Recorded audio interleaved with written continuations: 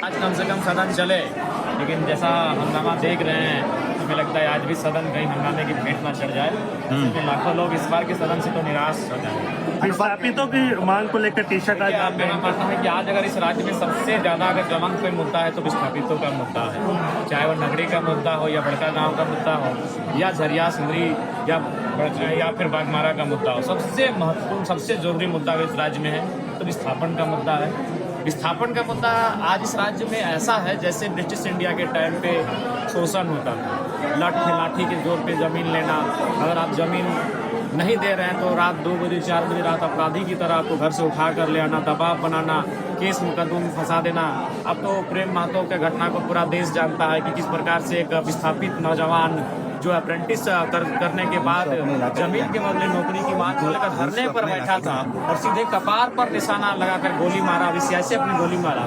तो इससे बड़ा दुर्भाग्य और इस राज्य का क्या हो सकता है। इसीलिए मेरा मानना है सबसे ज्वलंत मुद्दा विस्थापितों का मुद्दा है, उसका निराकरण कम से कम करना चाहिए। और बिल्कुल केवल ये लोग विभाग की कार्रवाई का आश्वासन देते हैं लेकिन धरातल पर कुछ नहीं होता है। पिछले सत्र में ही माननीय मंत्री दीपक बिरुवा जी ने कहा था 90 दिनों के अंदर विस्थापन आयोग का गठन कर लिया जाएगा और जो विस्थापित समस्याएं हैं उनका निराकरण किया जाएगा, लेकिन अभी तक आयोग का गठन नहीं हो पाया। ये विभाग की चिंता का विषय है। रिम्स 2 के लिए सारे विधायक और सांसद कह रहे हैं कि हमारे क्षेत्र आइए, हमारे क्षेत्र। क्या आप भी मांग करते हैं? बिल्कुल, अगर रांची से अगर वो अन्य जगह पर शिफ्ट करने का विचार करेंगे तो निसंदेह हमारा भी जो डुमरी का इलाका है जिसमें एक उत्तराखंड का क्षेत्र आता है तो बहुत बड़ा इलाका है जहाँ मतलब आबादी बहुत कम है, तो हमें वो डुमरी से लगभग 26-27 किलोमीटर दूरी पर है और एक बहुत बड़ा स्पेस है। जरूर अगर ऐसा होता है तो मैं भी मांग करूंगा। स्वास्थ्य की चिंता हर एक विधायक को है। मैं रात की घटना बता रहा हूँ, रात को लगभग 2:26 में मुझे कॉल आया तो लगभग 1 घंटा तक हम परेशान रहे उसको बेड दिलाने को लेकर, लेकिन रात को किसी भी पदाधिकारी का किसी भी डॉक्टर का ठीक से फोन नहीं लगा, ज़्यादातर स्विच ऑफ, ज़्यादातर आउट ऑफ एरिया से बाहर। यहाँ तक कि मैंने माननीय मंत्री जी को भी लगाया लेकिन उनकी भी व्यस्तता रही, भी मोबाइल स्विच ऑफ आता है, उसके लिए उनको मैंने आरोप नहीं लगा रहे हैं क्योंकि वो भी एक इंसान है। तो ये तो सच्चाई है कि स्वास्थ्य की विषय को लेकर हर एक विधायक कहीं ना कहीं चिंतनशील है। झारखंड में स्वास्थ्य सेवा जो है बदतर है, इसलिए क्या विधायक मंत्री बाहर इलाज करने के लिए जाते हैं? बिल्कुल, झारखंड की स्वास्थ्य की जो व्यवस्था है वो ठीक ठाक नहीं है, हमारे इंफ्रास्ट्रक्चर ठीक ठाक नहीं है, हमारे जो उपकरण होते हैं स्वास्थ्य संबंधित वो उपकरण ठीक ठाक नहीं है, जिस कारण अगर हमारे माननीयों को अगर जरा से छींक भी आती है, अगर खरोच फुंसी भी होता है तो दिल्ली, हैदराबाद, गुजरात चले जाते हैं इलाज के लिए। और आम व्यक्ति अगर वो मैंने बड़ा से बड़ा बीमारी का भी सामना करता है तो उसे रिम्स जैसे सरकारी अस्पताल में इलाज के लिए भर्ती होना पड़ता है, कभी कभी तो दम तोड़ देते हैं, ये भी सच्चाई है। ठीक जी आए थे, कल रात को ही आए थे, उनसे राजनीतिक विषय पे बातचीत हुई। उन्होंने हमसे कहा भी कि अगर समय और फुर्सत मिले तो वो विधानसभा का चुनाव लड़ना है, समर्थन के लिए उनका बुलाया था।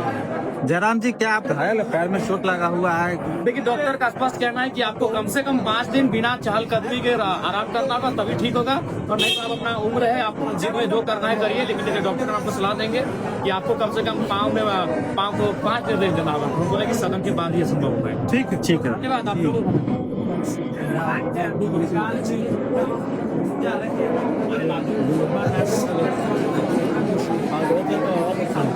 भेजेंगे, तो उसके बाद जो भी संदेश चुनाव से संबंधित विषयों पे चर्चा करेंगे।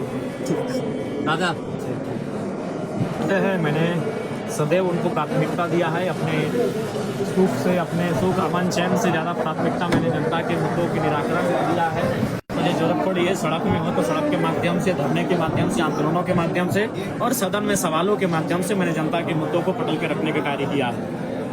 सदन चल नहीं रहा तो आप अलग तरीके से ध्यान हाँ, मैंने भी देखा कि सदन चल नहीं रहा है, और सदन जब चल नहीं रहा है तो सवाल मेरे सदन के पटल पर तो आएंगे नहीं, तो मैंने सोचा कि क्यों ना सांकेतिक रूप से शब्दों में जो आवाज़ ना करे, बस शब्दों में मैं जाहिर करूं मेरे राज्यवासियों के मुद्दे और लोकतंत्र के चौथे स्तंभ के माध्यम से अपनी आवाज़ को उन तक पहुँचाऊँ। चूँकि सदन तो चल नहीं रहा है तो ऐसे में लोकतंत्र का चौथा स्तंभ उनकी भूमिका जो महत्वपूर्ण रही है उसी भूमिका के माध्यम से मैं अपनी आवाज़ को पहुँचा रहा हूँ।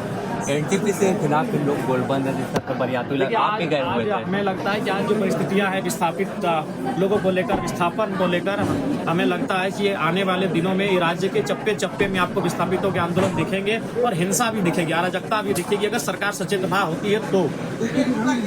आपका एक